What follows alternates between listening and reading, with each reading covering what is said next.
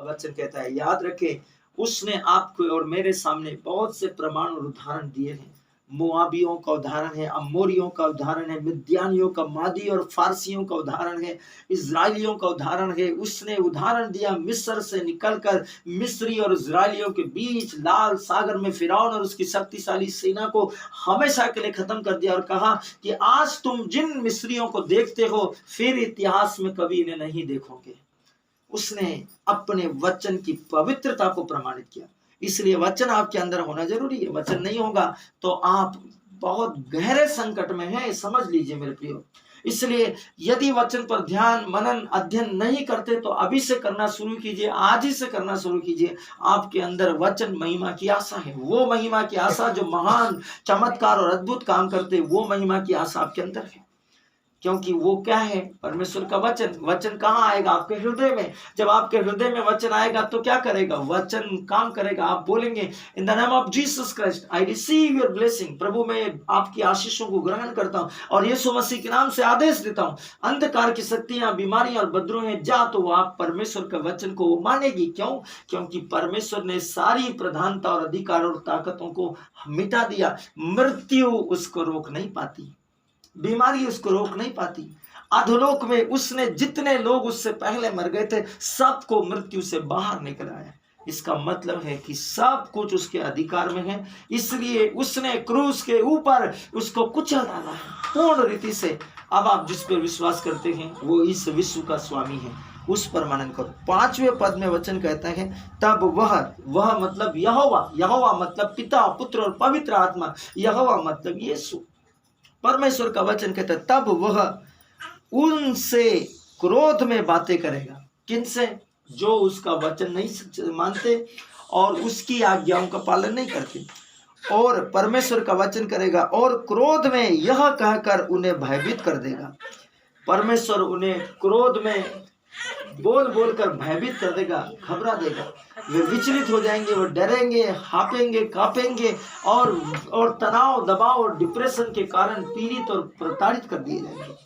परमेश्वर का वचन कहता है 6वें पद में मैंने तो अपने चुने हुए राजा को अपने पवित्र पर्वत सियोन की राजगद्दी पर नियुक्त किया है। परमेश्वर का पवित्र राजा कौन है? याद रखिए बाइबल में लिखा है और हम कई बार बोलते हैं जब हम पाम संडे मनाते हैं, राजाओं का राजा और प्रभुओं का प्रभु, दाऊद के पुत्र को होसाना, यीशु मसीह वो राजा है। यहाँ लिखा है उसके विषय में मैंने तो अपने चुने हुए राजा, इज़राइल के ईश्वर, सृष्टि के प्रभु और राजाओं के राजा, राजेश्वर को अपने पवित्र पर्वत सियोन पर, उसने कहा मैं स्थान तैयार करने के लिए जाता हूँ। मेरे पिता के यहाँ बहुत से निवास स्थान है, यदि ऐसा नहीं होता तो मैं तुम्हें पहले ही बता देता। मैं स्थान का प्रबंध करने के लिए जाता हूं जिससे जहां मैं हूं वहां तुम रहो।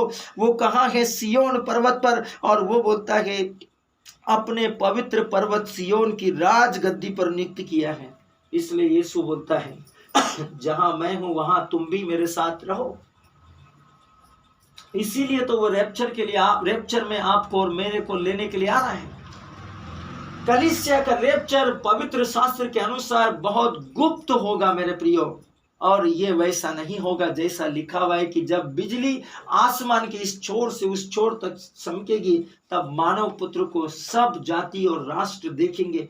मेरे प्रियो ये तब होगा जब वो जैतून पहाड़ पर कदम रखेगा और स्वर्गीय सेना के साथ में आएगा। ये दोनों काम एक ही साथ होंगे, कलीसिया का गुप्त रैप्चर और उसका दिखाई देना। लेकिन इसमें पलक झपकने का अंतर है, इस बात को समझ लीजिए।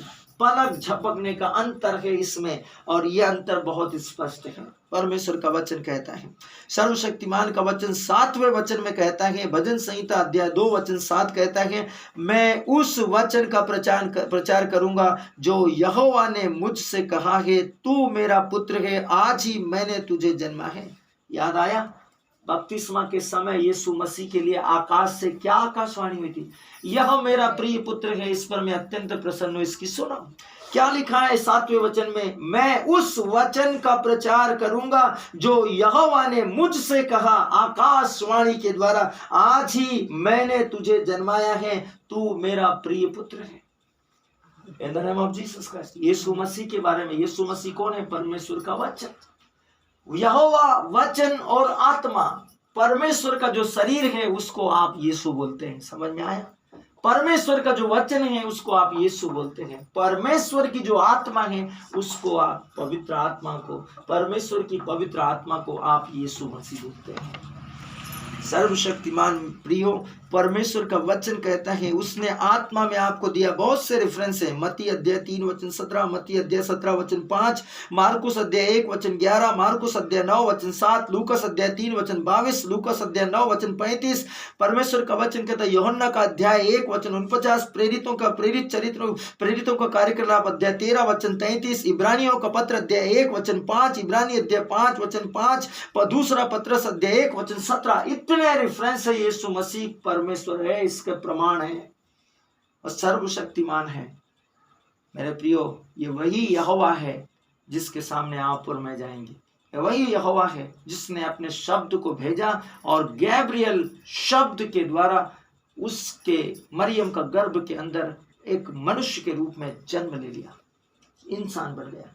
हम मनुष्य को अपना प्रतिरूप बनाए और वो परमेश्वर शब्द, ईश्वर, सर्वशक्तिमान ईश्वर, आत्मा ईश्वर, जिसको किसी ने नहीं देखा था, सिर्फ सुना था, आवाज सुनी थी। अब वो शब्द परमेश्वर, वो आत्मा परमेश्वर, वो यहोवा परमेश्वर जिसे किसी ने नहीं देखा था, अब वो सुनने और ग्रहण करने के द्वारा शरीर बन गया है मरियम के गर्भ में, यीशु मसीह के रूप में। इमानुएल परमेश्वर बन गया।